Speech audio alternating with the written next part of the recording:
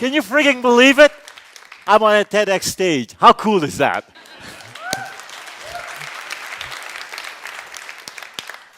And can you frigging believe it? We're actually living in the golden age of our species.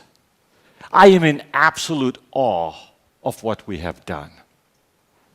If you and I were chatting about 10 years ago and having a conversation, and you told me that there would be a car built on a software platform that I could summon with my smartphone and could do 0 to 60 in under 3 seconds, travel 300 miles, have no gas, run on electricity, park itself and fuel itself with the hose in the garage?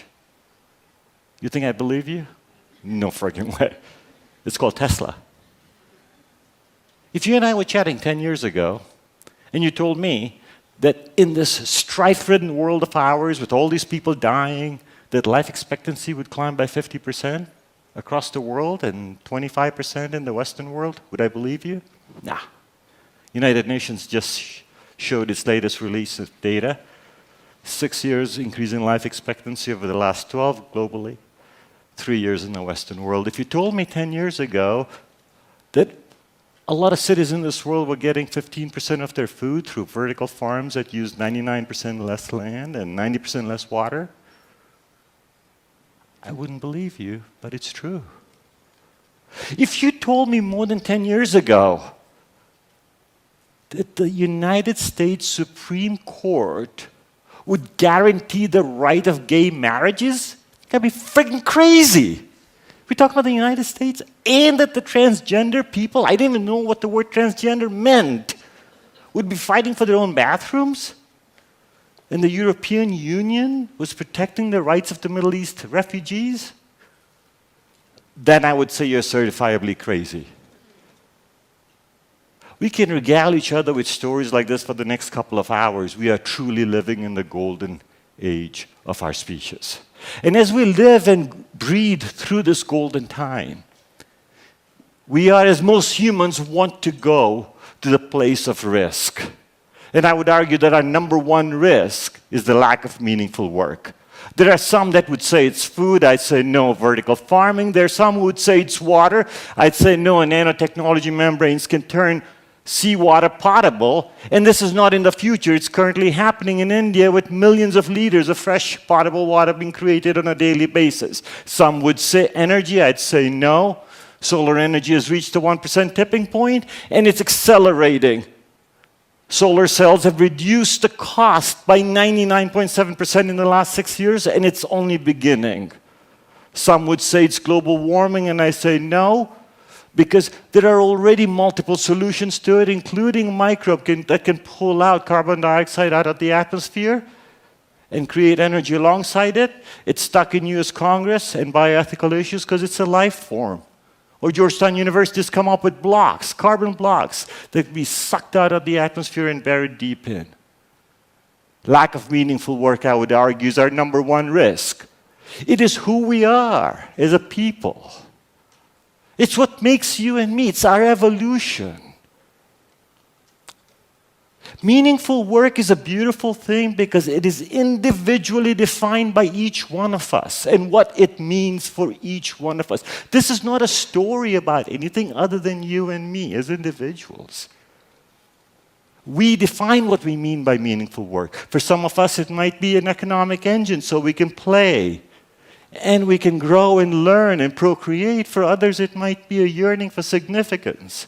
For others, it might be an ability to serve humanity. It is our choice who we are. Rahim was telling us a story about me selling the company to IBM. That should have been my crowning moment the day the deal closed. It was the saddest day of my life. It took me months to recover. My 40-year-old friend, lover, wife, best friend, finally lost her temper at me. It took 2.5 months. More than half those nights I fell asleep crying. It was hard. I'd lost meaning. And that's the major risk we have today simply because jobs are being decimated at an accelerating pace. That's the noise you hear in the US in the presidential elections today. Somebody no less than Stephen Hawking said, artificial intelligence is going to rip the fabric of our society as we know it. Between artificial intelligence, machine learning, robotics, some of the stuff you spent today watching, jobs are getting decimated. And they are not coming back. So what's the solution? Before I get there, let's describe for a second who we are. We're mammals, as we've learned today. But we're different from other mammals because we have this notion of intelligence and conscious. We have the ability to dream and create these mental constructs. These mental constructs is what makes us happy. It makes us who we are. Everything of importance in our life, I would argue, is a mental construct. Be it faith. Nation states are simply lines in the sand or on a map. Faith, religion. I would argue family is a mental construct. And so the two mental constructs I wish to change today and break today are as follows. The first one is meaningful work is being with us forever and will be with us forever. It's not jobs. Jobs are simply a subset of work. The word job itself is less than 400 years old and did not come into our lexicon until the beginning of the Industrial Revolution, by 250 years ago. Jobs create money for us. But when we lose a job, all we can do is find another one in the same vertical with a slightly adjacent field, or move to a different vertical and take our skills along with us, or migrate.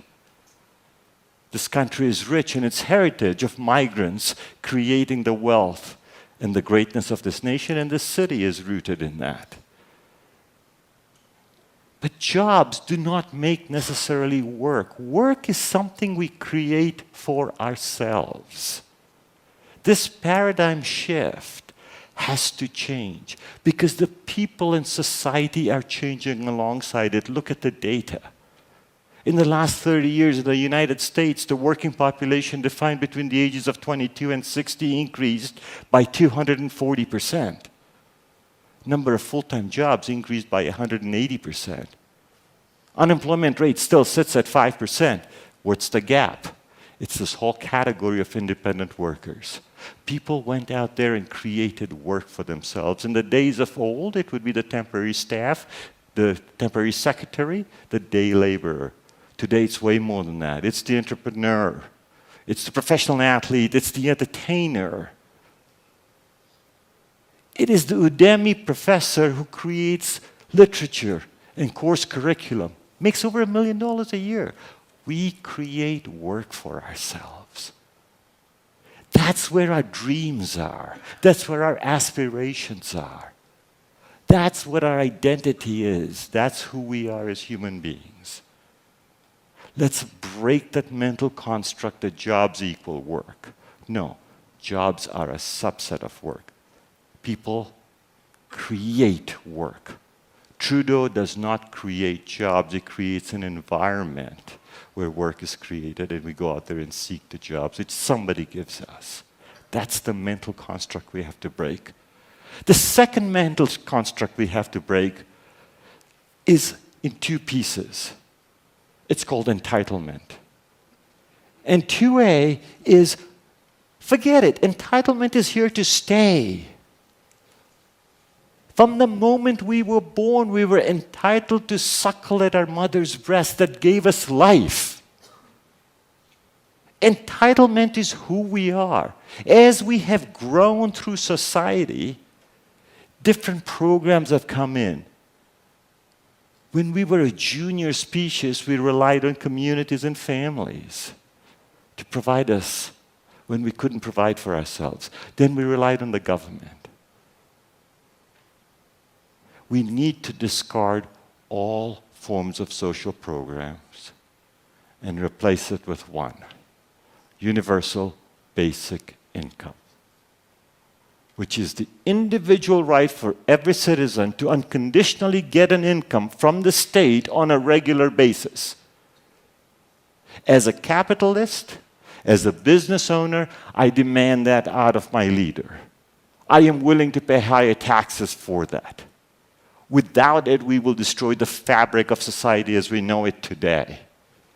Universal basic income is not about increasing dependence. It's about meeting the Maslow hierarchy of needs at the lowest level. Universal basic income is something we can afford. Universal basic income will make us greater. Our greatest innovations weren't from the hungry, homeless people who didn't have shelter. Our greatest innovations, whether it be the internet that was done by the US Army, or the smartphone which got perfected by Apple, began by BlackBerry in Waterloo. These weren't homeless people that did this. They were people with jobs who lived in nice houses and drove wonderful cars. This notion that this entitlement makes us smaller and weaker is absolutely untrue. And so you and me together have to start this revolution, which is, let's think of work to take us to our highest aspirations and bring us meaning. And let us demand from our leaders this notion of universal basic income. It's not new. Switzerland is currently going through a referendum on it. The data that came out of Manitoba in the 70s that showed that minimal income created stronger cultural affirmation in that community.